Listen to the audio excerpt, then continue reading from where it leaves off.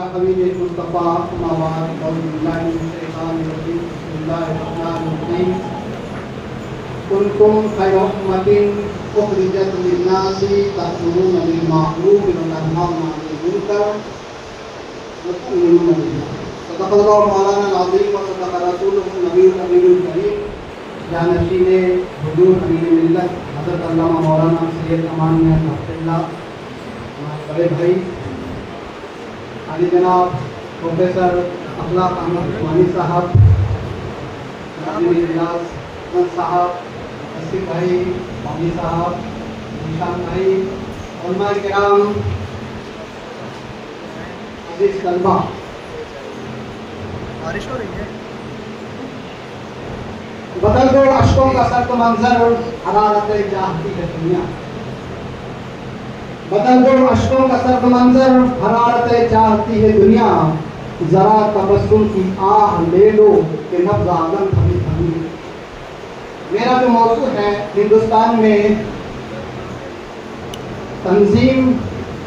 تنظیموں کی زبوحالی اہل سنت کے حوالے سے۔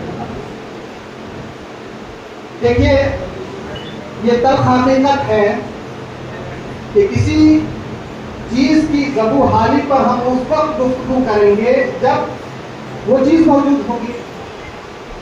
بھائی ہم دینی ادارے کی زبوحالی پر اس وقت گفتگو کریں گے جب دینی ادارے موجود ہوں گے۔ جب تنظیم موجود ہی نہیں ہے تو اس کی زبوحالی پہ ہم گفتگو کیا کر سکتے ہیں؟ تو ہم اس موضوع کو کچھ اس طرح سے کر لیں کہ تنظیم کی اہمیت ہندوستان میں، خاص طور پر شمالی ہند کے حوالے سے تنظیم کی اہمیت، اس حوالے سے اگر میں مجموعی طور پر گفتگو کروں تو میں چونکہ اہل سنت و جماعت کے حوالے سے گفتگو کر رہا ہوں، اس لیے آپ دیگر جماعت کی بات کے حوالے کے طور پر یہ پیش کریں گے کہ اہل سنت و جماعت کے پاس مسلمانوں کی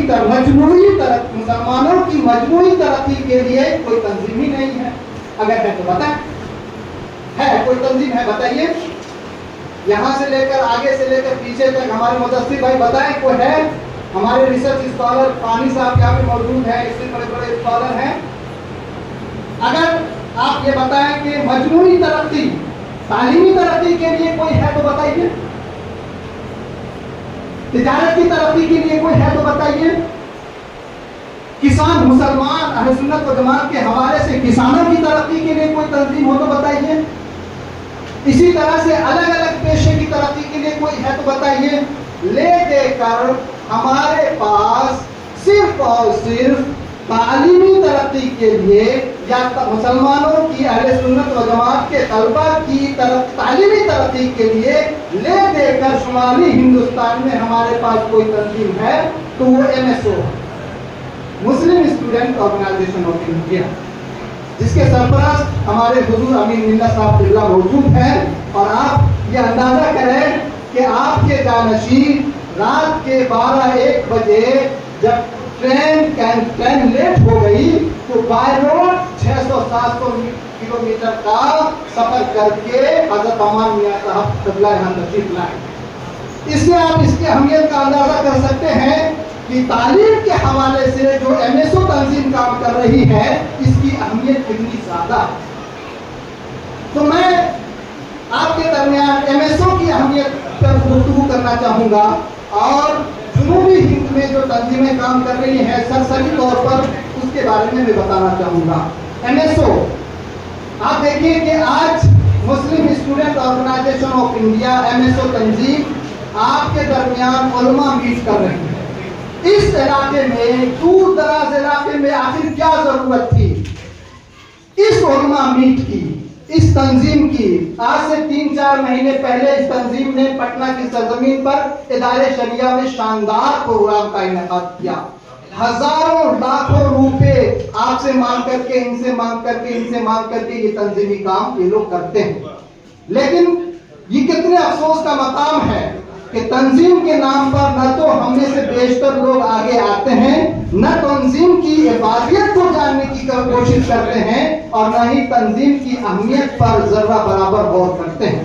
اب آپ دیکھیے کہ آج ہی کے پروگرام پر اگر غور کر لیں تو 3 بڑے اسکالر अली जनाब बिलाल फानी साहब, मिसबाही साहब किबला और प्रोफेसर अखलाक अहमद उस्मानी साहब किबला, इन तीनों के लेक्चर्स पे अगर आप गुफ्तगू कर लें और डिबेट कर लें, मुबाहसा कर लें, इन्होंने जो आपके इस दरमियान पेश किया, इसके जरिए एक बड़ा इनकलाब रूनुमा हो सकता है।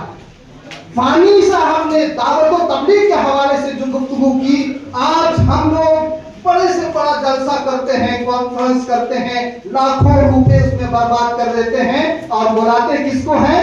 जो आकर के 2 घंटे 3 घंटे गुफ्तगू करते हैं और आवाम कहती है बहुत सुंदर गुफ्तगू की, बहुत अच्छी गुफ्तगू की, और दिन में पूछते अगर उन्होंने कहा क्या भाई, बोले क्या, तो कुछ मालूम नहीं।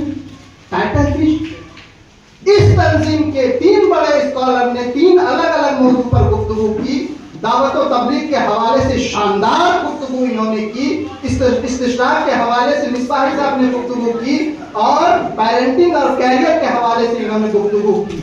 आपको मैं बताऊं, जब 2009 में जब ब्रिटिश गवर्नमेंट ने मुझे इंग्लैंड की सरजमीन पर स्पेशल गेस्ट के तौर पर बुलाया था, तो मैंने लंदन यूनिवर्सिटी में oriental college of African studies, एक पूरा कॉलेज मैंने वहां पर देखा, उसका मुशाहिदा किया, शानदार लाइब्रेरी देखी। आप गुफ्तगू कर रहे थे और मैं हजरत अमान मियां साहब किबला से कह रहा था कि आप इनको वहां भेजिए, और उस कॉलेज में जो मुस्तशरिकीन ने किताबें लिखी, 1-2 नहीं, लाखों किताबें वहां पे मौजूद हैं जिन्हें मैंने देखा और मैंने मुशाहिदा किया। आपको वहां पे जाना चाहिए।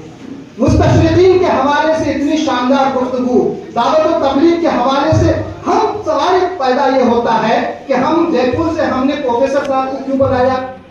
सिर्फ और सिर्फ इस तंजीम ने इसलिए बुलाया कि ये तंजीम चाहती है कि आपके बच्चे तरक्की करें, आपके नौजवान तरक्की करें, हमारा मुआशरा तरक्की करे। याद रखें, अगर बच्चों की प्लानिंग हमने नहीं की, नौजवानों को अच्छे रास्ते पर नहीं लगाया, और हमारा मुआशरा अगर मुहज्जब और मुनज़्ज़म तरीके से आगे नहीं बढ़ता है, तो हम अच्छे शहरी भी नहीं हो सकते हैं, अच्छे मुसलमान भी नहीं हो सकते हैं, और हम इज्जतदार जिंदगी गुजार नहीं सकते हैं। तंजीम की अहमियत का अंदाजा आप इससे कर सकते हैं।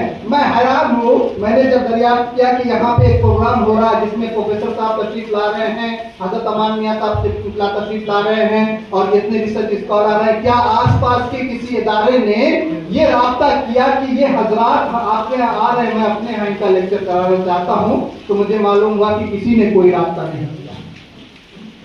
आपको हैरानी होगी कि अभी पिछले ही फरवरी में, लास्ट फरवरी में, जब मुझे कालीकट यूनिवर्सिटी ने स्पेशल सीरत प्रोग्राम के लिए, सीरत सेमिनार के लिए बुलाया, तो वहां तकरीबन 200-250 किलोमीटर पर दावा कॉलेज है, वो मलकपुरम में, वहां के लोगों को मालूम हुआ तो उन्होंने अपनी गाड़ी भेज करके मुझे वहां बुलाया। मरकज़ुस सकाफ़तुस सुन्निया जो वहां से तकरीबन 150-200 किलोमीटर के फासले पर है, शेख अबू बकर साहब को पता चला तो उन्होंने अपने लोगों को भेज करके मुझे वहां बुलाया। इसी तरह से कालीकट से तकरीबन 30-40 किलोमीटर पर उनका नॉलेज सिटी है, वहां के लोगों ने राब्ता करके 1 दिन के लिए मैं गया था, और 4 दिन इन तमाम शहरों के इदारों में जाकर मुझे और प्रोफेसर मुहिबुल हक साहब जो अलीगढ़ मुस्लिम यूनिवर्सिटी है उनके साथ मुझे गुफ्तगू करनी पड़ी।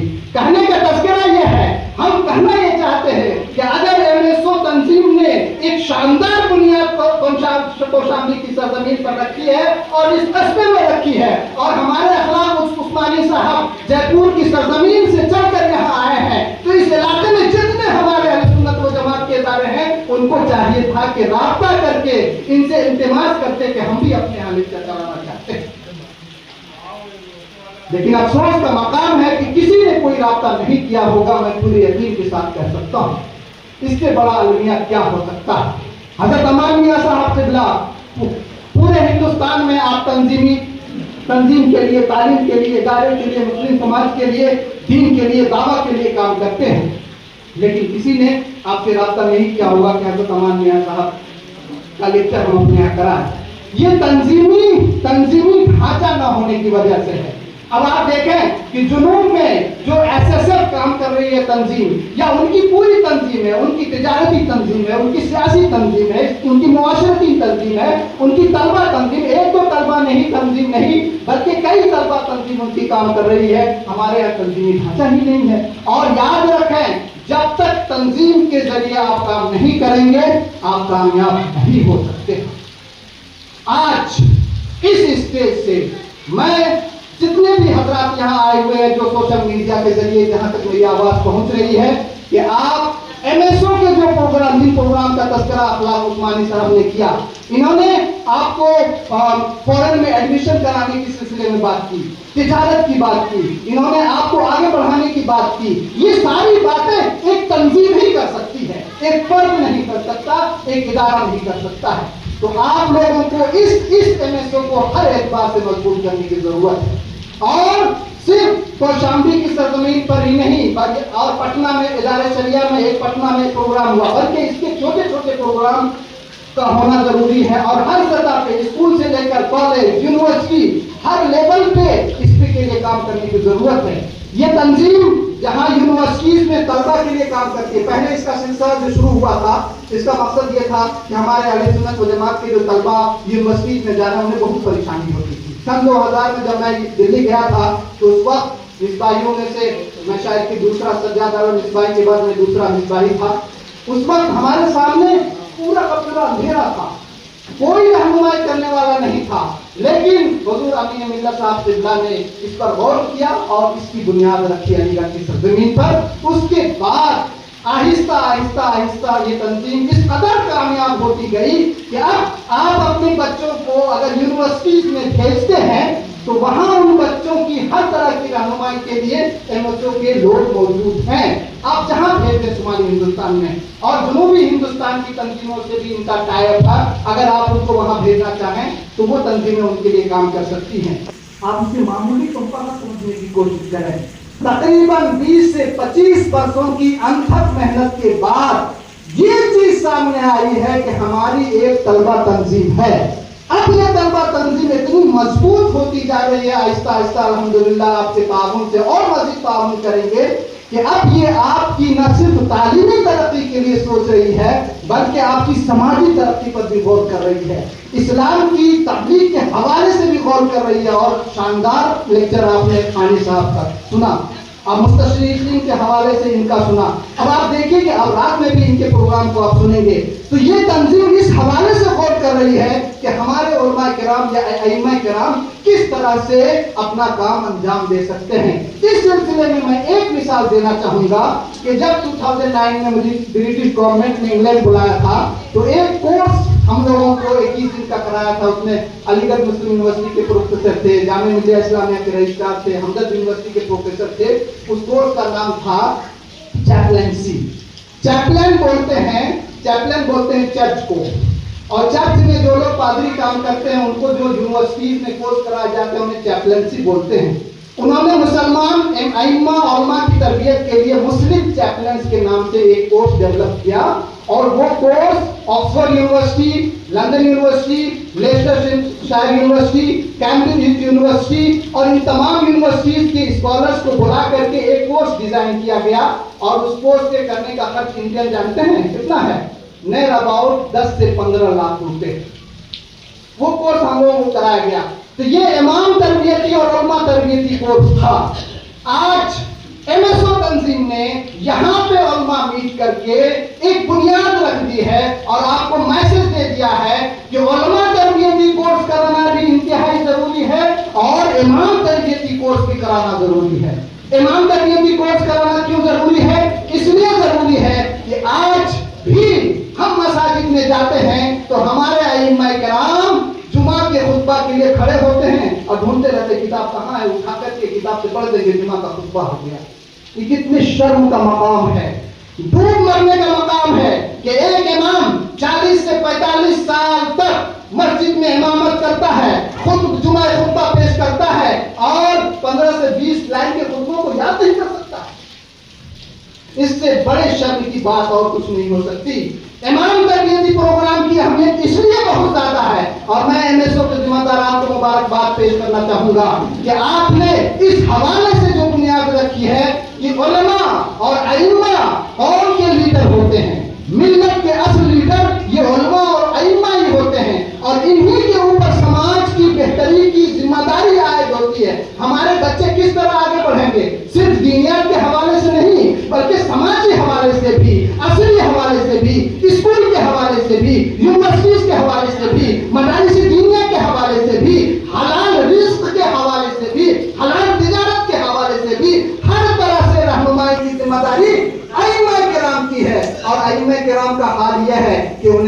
तजारत के बारे में मालूम ही नहीं, उन्हें समाजियात का मुताला आता ही नहीं, वो पढ़ना चाहते नहीं, मुताले का शौक नहीं।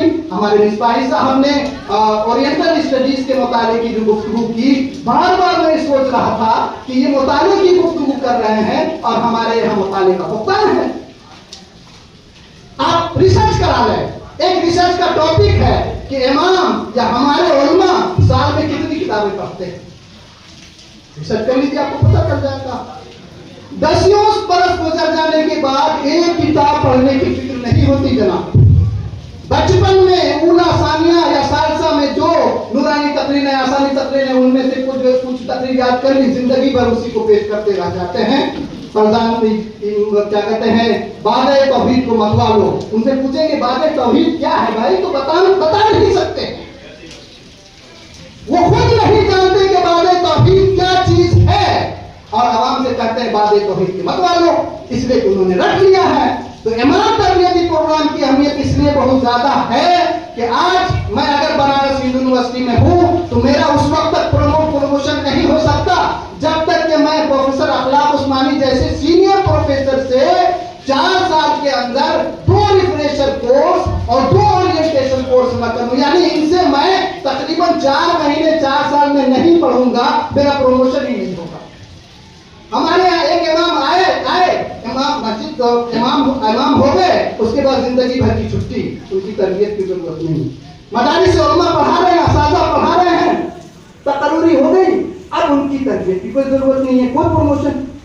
मेरे दोस्त, ये तंजीम किस तरह से काम कर रही है, सिर्फ एक तंजीम है और मैं इस तंजीम के हवाले से सिर्फ और सिर्फ इसकी तरक्कियात पर गुफ्तगू कर सकता हूँ, नाज़िम इमदाद ज़रक़ानी पे नहीं गुफ्तगू कर सकता। मैं तंजीमी ढांचे की अहमियत पे गुफ्तगू कर सकता हूँ कि मैंने जुनूब की सरजमीन पर देखा, जब क्या कहते हैं सीरत के जलसे में, सीरत की कॉन्फ्रेंस में मैं कालीकट यूनिवर्सिटी गया, तो वहां उन्होंने बताया कि 12 रबीउल अव्वल के मौके पर कालीकट यूनिवर्सिटी ने अपने यहाँ एग्जाम की तारीख रख दी, तो ऊपर से लेकर नीचे तक हंगामा मच गया और तमाम तंजीमें सामने आकर के एहतजाज दर्ज करती हैं और यूनिवर्सिटी को इस बात पर मजबूर करती है कि आप 12 रबीउल अव्वल को कोई एग्जाम नहीं करा सकते। क्या आपके अंदर ये पावर है? क्या हमारे अंदर कोई ऐसा तंजीमी ढांचा है जिसके जरिए हम ये बात अपने अरबाब इक़्तिदार के सामने रखकर उनसे मनवा सकें कि ये काम नहीं होगा तो नहीं होगा, और अगर आप करेंगे तो आप देखिएगा कि सड़कों पर एहतजाज होगा। जमहूरी इक़्तिदार को मजबूत करते हुए, जमहूरी इक़्तिदार की रोशनी में हम अपनी आवाज बुलंद करेंगे। आपके पास कोई ऐसा तंजीम नहीं, और जमात उमात के नाम पे जो ढकोसलाबाजी हो रही है ना, उसका कोई वजूद है नहीं। आज देखिए पिछले दिनों क्या क्या नहीं हुआ, आए दिन क्या क्या नहीं हो रहा है, मॉब लिंचिंग, क्या क्या, मैं किस पर गुफ्तगू करूंगा। तंजीम की बुनियाद रखिए। एमएसओ हर घर, हर इलाके में, हर स्कूल में, हर इदारे में इसकी ब्रांच कायम होनी चाहिए। बल्कि मैं तो ये कहूंगा कि उलमा मील के जितने भी उलमा किराम यहाँ आए हुए हैं, अपने अपने इदारे में एक ब्रांच, एक शोबा इसका कायम करें कि आपके तलबा की तरबियत के लिए, आपके तलबा को आगे बढ़ाने के लिए, आगे इनको किसी तरह की परेशानी ना हो, एक सेल कायम करें, एक डिपार्टमेंट कायम करें, एक शोबा कायम करें, और वो शोबा इन हजरात से राब्ते में, उसके अफराद इन हजरात के रास्ते में रहें। और जिन कोर्सेज का उस्मानी साहब ने तस्करा किया है, मेरी भी दिलचस्पी है कि इंशाअल्लाह मैं वो कोर्स सिर्फ इसलिए करना चाहूंगा कि आगे मुझे लोगों को बताना होता है। करियर के हवाले से जो इन्होंने गुफ्तगू की, झिझोड़ देने वाली गुफ्तगू है। इस हवाले से जब मैंने importance of counselling for Madrasa education, इस पर यानी कि मदारिस के तालीमी निज़ाम में काउंसलिंग की अहमियत क्या है, उस पर जब मैंने लेक्चर तैयार किया और बहुत सारी जगहों पर गुफ्तगू की, तो आमतौर पर उलमा को काउंसलिंग के बारे में पता ही नहीं है। अब आप बताएं कि जब काउंसलिंग के बारे में पता ही नहीं है तो उसकी अहमियत या हिफाजत या उसकी क्या कहते हैं डिमेरिट के बारे में क्या मालूम होगा। तो जब तक काउंसलिंग का निज़ाम मदारिस में कायम नहीं होगा, उस वक्त तक आपको मैं बताऊं कि आपके मदारिस के तलबा या फारिगीन कामयाब नहीं हो सकते हैं। तो काउंसलिंग का डिपार्टमेंट कायम करें। 8 और 9 के बारे में इन्होंने तस्करा किया। आप अपने सालसा राबिया में आप तलबा की काउंसलिंग करके पता कर सकते हैं और ये उनसे पूछ सकते हैं कि आप इल्म हदीस के माहिर होना चाहते हैं, इल्म तफसीर के माहिर होना चाहते हैं, इल्म फिक़ह के माहिर होना चाहते हैं, इल्म रिजाल के माहिर होना चाहते हैं, अस्माए रिजाल पर रिसर्च करना चाहते हैं, या आप उसूल फिक़ह पे रिसर्च करना चाहते हैं, या आप अदब पे गुफ्तगू करना रिसर्च करना, आप उनके इंटरेस्ट को पता करें, या आप यूनिवर्सिटीज के मैदान में जाना चाहते हैं। तो हमारा यह है कि हम में से आप पूरे मदरसों की, आप तमाम इदारे की का सर्वे कर लीजिए। आपको आप उंगली पर गिन लेंगे, आप ये नहीं कह सकते कि ये तफसीर के माहिर आलिम दीन है, ये फिक़ह के माहिर आलिम दीन है, ये अदब के माहिर आलिम दीन है, ये क्या कहते हैं इल्म मंतिक के माहिर आलिम दीन है, ये इल्म फलसफा के माहिर आलिम दीन है, ये क्या कहते हैं फलाफन के इल्म अस्माए रिजाल के माहिर आलिम दीन है। क्या जरूरत नहीं है कि अगर यूनिवर्सिटी में कोई किसी को कहा जाए कि ये जदीदियत के माहिर है, ये तरक्की पसंदी के माहिर है, ये अफसाने के माहिर है, ये नोबेल के माहिर है, ये क्या कहते हैं सहाबत के माहिर है, अखलाक उस्मानी साहब मास कम्युनिकेशन के माहिर है, वो इस्लामियात के माहिर है, वो थियोलॉजी के माहिर है, तो आखिर मदारिस में ऐसी कौन सी आफत आ गई है कि मदारिस में इसका फुक़दान और इसका तसव्वुर नहीं पाया जाता है कि हम ऐसे उम्मा तैयार करें जिन्हें फख्र के साथ कह सकें कि ये इल्म फिक़ह के माहिर है, ये इल्म हदीस के माहिर है, ये अस्माए रिजाल के माहिर है, ये इल्म तफसीर के माहिर है, ये उसूल फिक़ह के माहिर है। ये तंजीम इसी तरह से क्या कहते हैं इस्लामिक बैंकिंग, इस्लामिक मालियात की महारत, इस्लामिक बैंकिंग के बारे में तो आमतौर पर मालूम ही नहीं है लोगों को, जबकि हिदाया और तमाम चीज़ें पढ़ाते हैं, लेकिन इसका कोई ढांचा ही हमने जब तक नहीं किया है, इसलिए कि हमारे पास तंजीम नहीं है, क्योंकि वक्त बहुत हो चुका है और मेरे पास कहने के लिए बहुत बातें हैं, लेकिन जितना मैं कहना चाह रहा था बेशतर बातें मैं कह चुका। इंशाअल्लाह किसी और मौके पर और तो तफसीली गुफ्तगू करेंगे। मैंने अब तक जितनी गुफ्तगू तो या जो भी इस्लाही गुफ्तगू की है उसका मकसद सिर्फ और सिर्फ ये है कि हम चाहते हैं कि हमारे मदारिस में तब्दीली आए, हमारे मदारिस का निज़ाम मजबूत हो, हमारे अइम्मा किराम वक्त और हालात के मुताबिक वो पूरे तौर पर डेवलप्ड हो, हमारे उलमा किराम हर तरह की तरबियत के लिए समाज और मुस्लिम मुआशरे की तैयारी करें और पढ़ने लिखने का ज़ौक़ पैदा करें। जब तक पढ़ने लिखने का ज़ौक़ नहीं होगा हम कामयाब नहीं हो सकते हैं। सिर्फ एक शेर पर मैं अपनी गुफ्तगू मुकम्मल करना चाहूंगा। हयात लेके चलो, हयात लेके चलो, कायनात लेके चलो, हयात लेके चलो, कायनात लेके चलो, चलो तो सारे जमाने को साथ लेके चलो, हयात लेके चलो, कायनात लेके चलो, चलो तो सारे जमाने को साथ लेके चलो, और सुबह तक कौम उजालों के लिए तरसेगा, हम उड़ाएंगे इसी रात के बनवे सूरज, और रंग अल्फाज मानी के बिखर उठते हैं जब तक जाता हूँ शबिस्तान सुखन में सूरज। और हो के पामाले हवादिस न तरक्की से रुको, हो के पामाले हवादिस न तरक्की से रुको, दूब की तरह से दब दब के निकलना सीखो, और बढ़ते दहर हो तुम सोते हो क्यों ज़ेर ज़मीन, बढ़ते दहर हो तुम सोते हो क्यों ज़ेर ज़मीन, संग खारा के शगाफों से उबरना सीखो। अस्सलाम वालेकुम।